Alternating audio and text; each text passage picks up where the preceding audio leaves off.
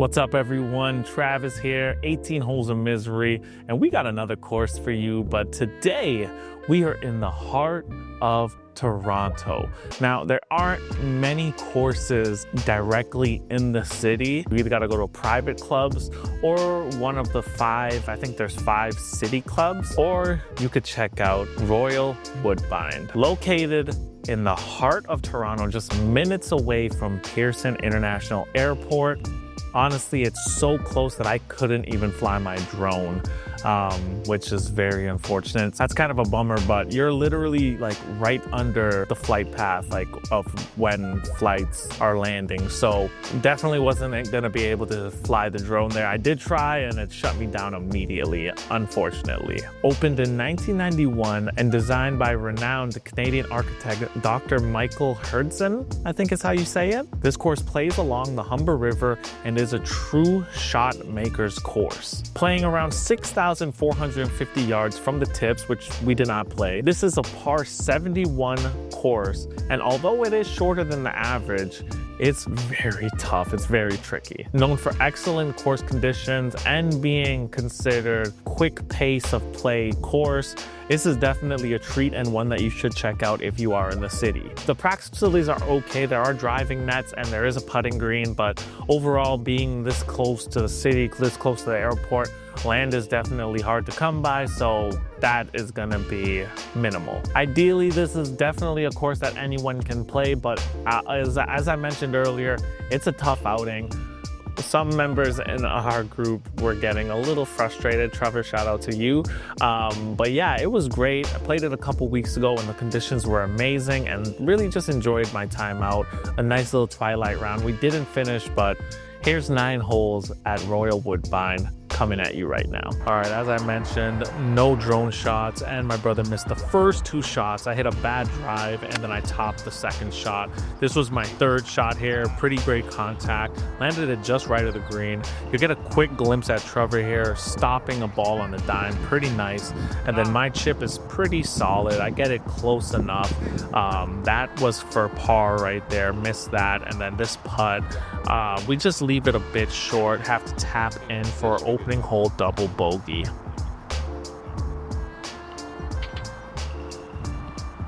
The second hole, par 4, playing 338 yards. My drive was awesome. I curved it around the corner there. Set us up for a great look. Definitely thought I was going to get a birdie here, but this chip just went a little too far.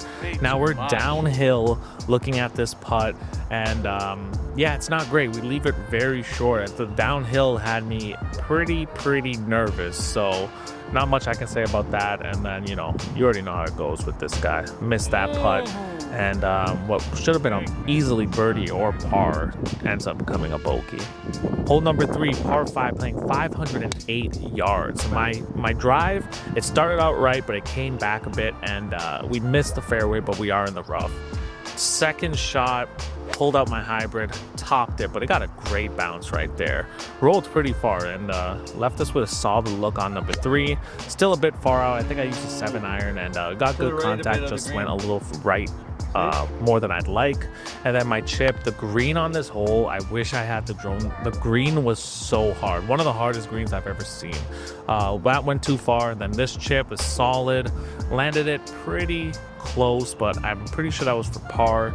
This is for our bogey. Went way too fast, straight as an arrow. And then yeah, we're being a little too quick with these putts, but another double bogey for the boy. Hole number 4 is the first par 3 of the day, 153 yards.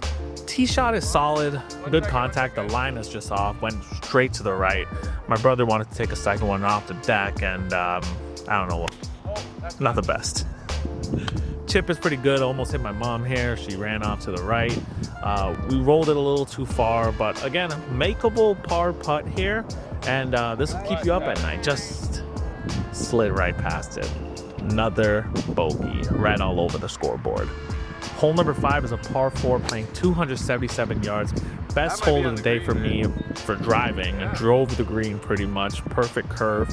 And again, similar to hole number 2, you would think birdie for sure. And yeah, we left that super short. So the birdie putt is longer than I would have liked. My putting is so bad. We missed that, and then we have to settle for a par, but at least we got a par for the day, but that should have been a birdie. Hole number 6 is a par 4 playing 364 yards. Again, I wish I had the drone here, man, and show a real scope of these holes, but my drive went off to the right. I'm in the rough, but I'm in a decent spot. Again, this course plays a little bit shorter than average courses, but yeah, it's very tricky. That shot went over the tree, and then this little bump and run, I was very happy with this. Like, really nice job there. Then our par putt, we have a good look at it. Just the lines are all off for me here, and we missed that par putt, and we have to settle for a bogey. Just red all over the scoreboard. Scorecard. Nice jump there. Hole number 7, second par 3, 136 yards. I thought this shot was going to be in the water, but it was just long enough, got a good bounce, and we ended up on the fringe right outside the green. Chip was solid, landed it just short, and it rolled right down the hole pretty nicely.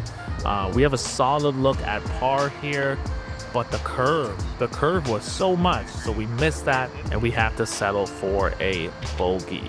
Hole number 8 is a par 4 playing 408 yards. I didn't pull out the driver on this one. I used my hybrid or my 5-wood, and we hit a little bit of a hook, and we ended up in the trees on the left. Had no look at the green, just had to shoot this one out into the fairway, have a better look at the green, and we did that.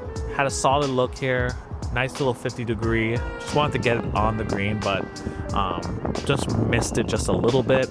We did a little Texas wedge here, and the roll was okay, and we had this for bogey. Solid putt right there for a bogey. Could have been a double pretty easily.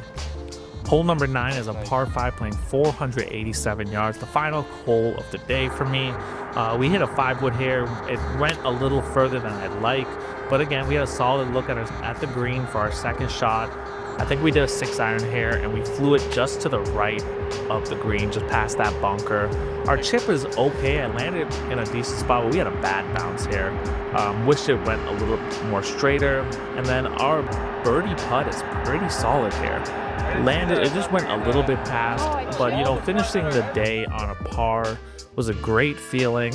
Again, hard course, but 45 is nothing great, but solid. All right, guys, so as you can see, we did some decent stuff there, but overall I could have done better. But you know, this was early on in the year.